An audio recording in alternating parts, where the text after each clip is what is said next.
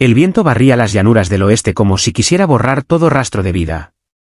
El invierno había llegado temprano aquel año, y con él la escasez. Los riachuelos estaban helados, los árboles desnudos, y hasta los cuervos parecían haberse escondido del frío. En medio de esa inmensidad solitaria, un hombre vivía en su rancho aislado. Rodeado de kilómetros de praderas vacías, se llamaba Samuel Harley, aunque todos en el pueblo cercano lo conocían simplemente como el ranchero solitario. Samuel era un hombre de mediana edad, de hombros anchos, mirada cansada y un silencio que parecía más pesado que cualquier carga que hubiese llevado jamás un caballo de tiro. Hacía 5 años había perdido a su esposa y a su hijo pequeño en una epidemia que arrasó las zonas fronterizas. Desde entonces, el rancho se había convertido en su refugio, su condena y su única compañía. Se levantaba antes del amanecer, trabajaba hasta el anochecer y hablaba poco, excepto con sus animales. Nadie lo veía en el pueblo salvo cuando necesitaba provisiones. Y, aunque muchos murmuraban que la soledad lo había endurecido, en el fondo Samuel conservaba una llama de bondad, casi apagada, pero aún viva. Una tarde, mientras revisaba las cercas dañadas por la última tormenta, oyó un ruido débil, apenas un gemido arrastrado por el viento. Al principio pensó que era un coyote herido, pero luego distinguió una figura diminuta, encogida contra un matorral. Era un niño. La piel morena, los cabellos negros y enmarañados, y la ropa hecha jirones le dijeron de inmediato que se trataba de un niño nativo. Estaba tan delgado que sus costillas parecían atravesar la piel, y sus labios estaban resecos y agrietados. Samuel desmontó despacio, con cautela. Los enfrentamientos entre colonos y tribus eran frecuentes, y sabía que acercarse podía significar peligro. Pero la visión de ese pequeño ser temblando de hambre y frío le atravesó el pecho como un cuchillo. Se arrodilló a una distancia prudente y habló con voz suave.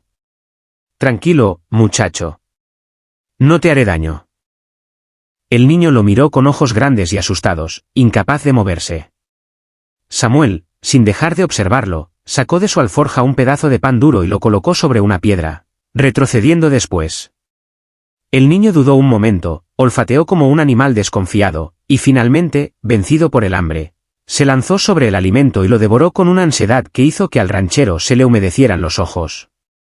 No lo pensó demasiado, lo envolvió en su manta, lo subió al caballo y lo llevó al rancho. Durante la noche, el niño apenas habló, pero aceptó más comida y agua. Samuel encendió la chimenea, lo arropó con pieles y lo dejó descansar en el catre que una vez había pertenecido a su hijo. Mientras lo observaba dormir, una extraña sensación lo invadió. Hacía años que no sentía que su casa albergara algo parecido a la esperanza. Al amanecer, el niño despertó sobresaltado, murmurando en su lengua natal. Samuel no entendía las palabras, pero sí el miedo en sus ojos. Con calma le ofreció más pan y un cuenco de leche tibia. El niño, aunque aún desconfiado, aceptó. Tras unos intentos torpes de comunicación, Samuel logró entender que se llamaba Takoda. Tenía apenas 8 años, y por lo poco que alcanzó a explicar con gestos, parecía haber quedado atrás en una huida desesperada de su gente, perseguida por soldados o colonos. Samuel no supo con certeza. El ranchero no sabía qué hacer. Guardar a un niño nativo podía acarrearle problemas con los vecinos y las autoridades. Pero dejarlo morir en la intemperie era algo que no podía aceptar. Contra toda lógica, decidió mantenerlo allí, al menos hasta que recobrara fuerzas. En los días siguientes, lo alimentó con caldo, pan y leche, lo vistió con ropa vieja de su difunto hijo y trató de ganarse su confianza. Takoda, al principio silencioso y tembloroso, comenzó poco a poco a sonreír tímidamente, a seguirlo en las labores del corral, y hasta a reír cuando los caballos jugueteaban entre sí. Algo en el corazón endurecido de Samuel comenzó a resquebrajarse. Cada gesto del niño le recordaba al hijo que había perdido, pero al mismo tiempo le traía la certeza de que aún podía dar amor, de que la vida aún le pedía ser humano. Lo que Samuel no podía imaginar era que aquel acto de compasión lo cambiaría todo. La mañana del 4.º día, un ruido lo despertó antes del amanecer. No era el mugido de una vaca ni el ladrido de un perro. Era algo mucho más grave, el sonido de muchos cascos de caballos, acercándose en oleadas. Samuel salió de la cabaña con el rifle en mano, y lo que vio lo dejó helado. Frente a su granero, alineados en perfecto silencio, Había más de 250 guerreros nativos montados en sus caballos. Llevaban lanzas, arcos y rifles, y sus rostros pintados con colores de guerra. El suelo temblaba bajo las pezuñas de los animales. Por un instante, Samuel creyó que era su final. No había forma de defenderse contra semejante multitud. Pensó que lo acusarían de haber raptado al niño, que lo arrasarían todo en represalia. A su lado, Takoda salió corriendo y, con un grito emocionado, se lanzó hacia uno de los jinetes, que desmontó rápidamente y lo abrazó con fuerza. Era un hombre alto, de mirada fiera, que por la forma en que los demás lo respetaban debía de ser un jefe. El jefe se adelantó, llevando al niño de la mano, y se detuvo frente a Samuel. El silencio era tan pesado que hasta el viento parecía haberse detenido. Con voz grave, habló en un inglés rudo pero comprensible. Este niño es hijo de mi sangre. Lo creíamos muerto. Samuel tragó saliva, con el corazón martillándole el pecho. Lo encontré solo, respondió con sinceridad. Moría de hambre. Solo le di comida y techo. Nada más. El jefe lo observó largamente, como si tratara de leer en sus ojos la verdad. Luego miró al niño, que apretaba la mano de Samuel y murmuraba palabras en su idioma, señalándolo con una mezcla de cariño y gratitud. Los guerreros comenzaron a murmurar entre sí. Finalmente, el jefe asintió lentamente.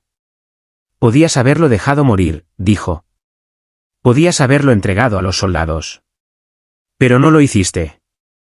Un silencio cargado de significado se extendió. Samuel respiró hondo, preparado para cualquier destino. Entonces, el jefe levantó la mano, y todos los guerreros, como un solo cuerpo, golpearon el suelo con las lanzas en señal de respeto. El sonido retumbó como un trueno en la llanura. Takoda corrió de nuevo hacia Samuel y lo abrazó por la cintura. El ranchero, conmovido, le pasó una mano por el cabello. El jefe se inclinó ligeramente en gesto solemne. A partir de hoy, dijo con voz solemne, cuentas con la amistad de mi pueblo. Nadie tocará tus tierras, nadie tocará tu vida. Eres hermano para nosotros. Samuel apenas pudo responder. Aquello era impensable, un hombre solitario, rodeado de vecinos que apenas lo soportaban. Ahora era protegido por toda una nación indígena. Mientras los guerreros se dispersaban lentamente, Takoda se despidió de él con lágrimas en los ojos. Debía volver con su gente, pero no quería soltar la mano de Samuel. El jefe, viendo el lazo que se había creado, dijo: Este niño nunca olvidará lo que hiciste. Y tampoco nosotros. Cuando se alejaron en la distancia, Samuel quedó solo otra vez frente a su granero, con el corazón ardiendo de una mezcla de emociones indescriptibles. No era solo el hecho de haber ganado la amistad de un pueblo entero. Era algo más profundo, había descubierto que incluso en la más absoluta soledad, un solo acto de bondad podía encender una cadena de esperanza imposible de imaginar. Esa noche, mientras las estrellas cubrían el cielo frío del oeste, Samuel comprendió que no estaba tan solo como había creído. Había algo más grande que la pérdida y la tristeza, el poder de la humanidad, capaz de tender puentes incluso en las tierras más salvajes y hostiles. Y con esa certeza, por primera vez en muchos años, se permitió sonreír.